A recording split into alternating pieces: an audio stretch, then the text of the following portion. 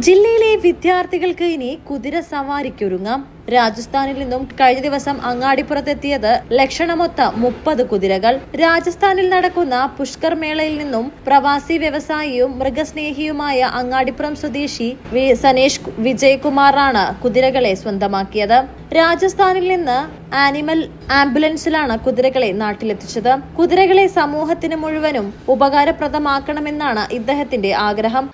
പല കാര്യങ്ങളിലായിട്ടും മനസ്സുകൊണ്ടിപ്പോൾ എല്ലാവരും മൊബൈൽസ് അല്ലെങ്കിൽ മറ്റു പല കാര്യങ്ങളിലേക്കും വഴിതിരിഞ്ഞു പോകുന്ന ഒരു അവസ്ഥ നമുക്കിപ്പോൾ കാണാം. അപ്പോൾ അതിൽ നിന്ന് ഒരു മനുഷ്യൻ്റെ മനസ്സിനെ ഒരു ക്രോഡീകരിച്ചുകൊണ്ട് അല്ലെങ്കിൽ ഒരു ഇതിനെ എന്താ പറയുക ഒരു വേറൊരു ലൈനിലേക്ക് കൊണ്ടുവരാൻ കഴിയുന്ന ഒരു ഏറ്റവും ബെസ്റ്റ് ജീവിയാണ് കുതിര എന്ന് പറയുന്നത്. അപ്പോൾ കുതിരയും അല്ലെങ്കിൽ ഹോഴ്സ് റൈഡിങ്ങും അറിയുന്നതന്നെ ഒരു വലിയ ഇതാണ്. കാരണം ഒരു bondage between A horse and a man എന്ന് പറയുന്നത് വളരെയധികം മനസ്സിനും ബാക്കിയുള്ള കാര്യങ്ങൾക്കും മറ്റുള്ള പല രീതിയിലേക്ക് കുട്ടികളെ ചേഞ്ച് ആവാതിരിക്കാനും കഴിയും.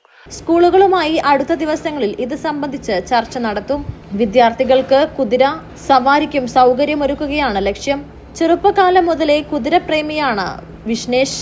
ഇന്ത്യയിലെ ഇൻഡിജിനസ് ഹോഴ്സ് സൊസൈറ്റി കമ്മിറ്റിയിലെയും അറേബ്യൻ ഹോഴ്സ് സൊസൈറ്റിയിലെയും അംഗമായ ഏക മലയാളിയാണ്. 70 കുതിരകൾ നിലവിൽ വിഷ്ണേഷിന് സ്വന്തമായുണ്ട്.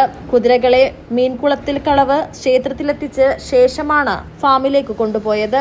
നേരത്തെ ഗുരുവായൂർ ക്ഷേത്രത്തിൽ കാണിക്കാനായി ലഭിച്ച വാഹനം ലേലത്തിനെടുത്തും ക്ഷേത്രത്തിന് പുതിയ മുഖമണ്ഡപം സമർപ്പിച്ചും സനേഷ് വിജയകുമാർ ശ്രദ്ധനായിരുന്നു. മലബാർ ടൈംസ്, പെരിന്തൽമണ്ണ.